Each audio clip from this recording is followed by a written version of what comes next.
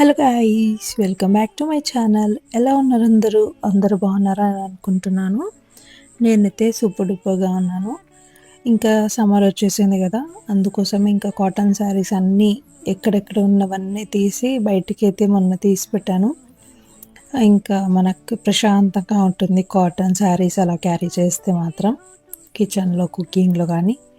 So ఈరోజైతే నేను ఎండ్రొయ్యలు మునక్కాయలు వేసి కర్రీ అయితే చేస్తున్నాను.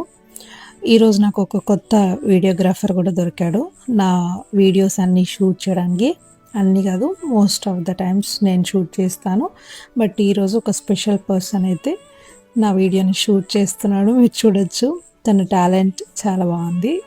ఇంకా సో లైక్ నార్మల్గా ఆనియన్స్, కరేపాకు, మిర్చి ఇవన్నీ వేసేసి అల్లం వెల్లుల్లి పేస్ట్ వేసాను.